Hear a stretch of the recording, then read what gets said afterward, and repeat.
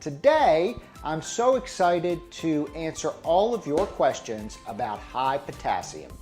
Lana from Illinois asks, how does low potassium affect the heart or other areas of the body? Truth is that low potassium can cause just as many problems as high potassium. The symptoms of low potassium can also affect your heart, so they can cause irregular heart rhythms the same way the high potassium can. And low potassium can also make your muscles really weak. Potassium is involved in the way the nerves and the muscles move in the body. And if your level gets down to a very low and dangerous point, you can have trouble moving your muscles. The good news is that with regular blood tests, you can see where that potassium level is and hopefully avoid both high and low potassium levels. For lots of educational resources, including an infographic and a fact sheet, make sure you go to ruok.org and download them today. Boy, these are such great questions. Callie from Virginia asks, I love guacamole and salsa. Any tips to substitute so that I can make low potassium guacamole or salsa? Let's start with that salsa. So salsa is typically tomato based. And one of the ways to make low potassium substitutes is to find an ingredient that is the same color, sometimes a little bit of the same texture, that you can use to replace it. So I often will do roasted red pepper salsa or red pepper salsa. We're using red peppers instead of tomatoes. Green peppers would work as well as a substitute for a green salsa. Fruit salsa, if you pick the right fruit, can substitute for your typical tomato salsa as well, as long as you pick a low potassium fruit. So pineapple is a great example of a low potassium fruit, and a pineapple salsa with pineapple, cilantro, red onion, some lime juice can be a great substitute. Now what about the guacamole? The guacamole I think is a little bit harder, but still doable. Just like the salsa, in guacamole we want to pick an ingredient that is the same color and can be the same texture as avocados. Avocados are very high potassium fruits. So one way to do it would be to substitute green peas for that avocado. 1 cup of peas has about 350 milligrams of potassium. 1 cup of avocado has more than 700 milligrams of potassium. Jane from New York, Jane asks, with plant-based foods, you only absorb about half of the phosphorus. Is there any clinical research that is showing that we absorb less potassium with plant-based foods? Jane, I gotta tell you, I had to look up the answer to this one because I wasn't sure. But there is a lot of research going on out there to demonstrate if that potassium in plants is absorbed and causes the same amount of problems as other types of potassium. Because you mentioned phosphorus, and the phosphorus is so interesting because in phosphorus, we find that the phosphorus in plants are wrapped in these things called phytates. And so high phosphorus plants don't cause as much phosphorus absorption as things like phosphorus additives that are in like packages of crackers and cookies. That phosphorus is absorbed as 100%. So it's a great question about whether or not the same thing goes for potassium. And I think the jury is still out. So for now, we still have to be very careful with high potassium fruits and vegetables because you can get really concentrated levels.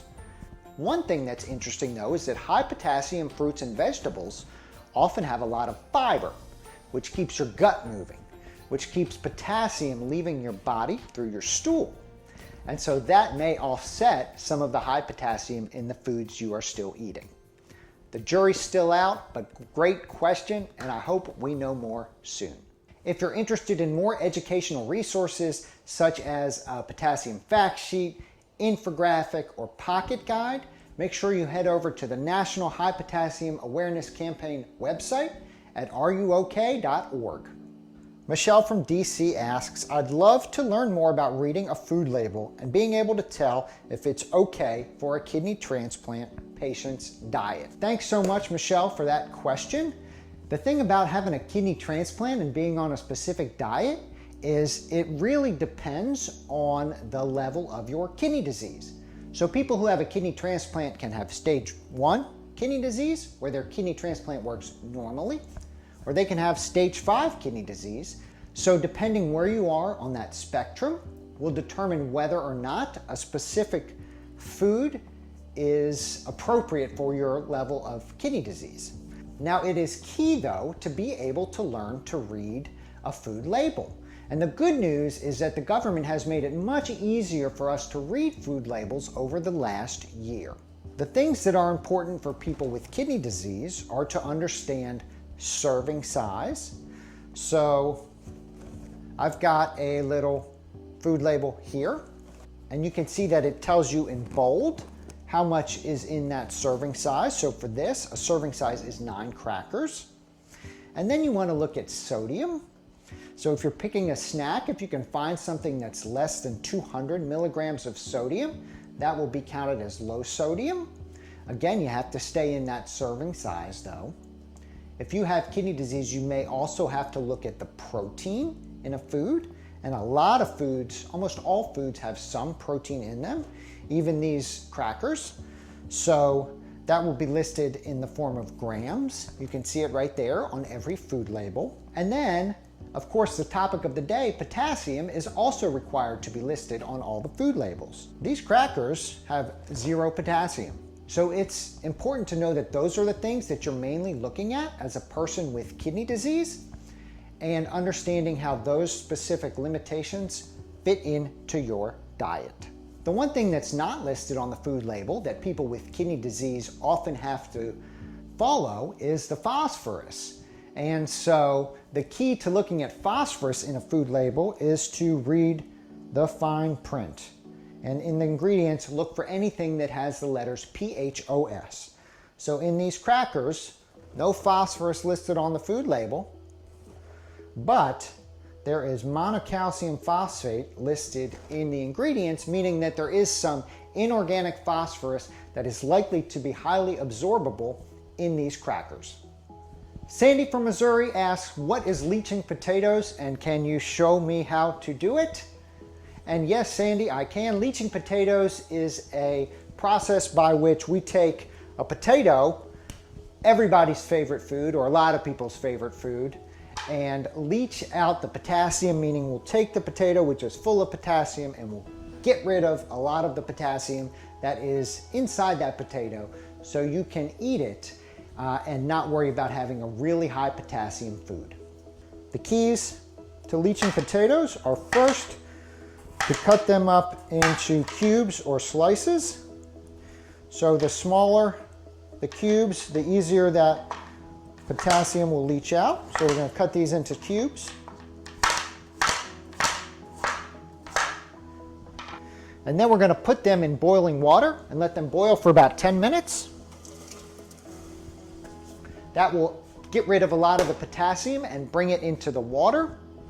Then we drain them and we can cook them with much less potassium than they had before. Thank you all so much for watching. It was an honor to partner with the American Association of Kidney Patients. I'm Dr. Blake, the Cooking Doc. I'm also the author of the book, The Cooking Doc's Kidney Healthy Cooking, a modern 10-step guide to preventing and managing kidney disease. Make sure you check out Facebook, Instagram, and Twitter so you can learn more about May 1st and the National High Potassium Awareness Day and the Are You OK campaign. You can find out more on social media at RUOK 5.1. Happy cooking, everybody. Learn about potassium in your diet. It really will allow you to eat the foods that you love and make sure you're doing that safely for your level of kidney disease and keeping your heart protected.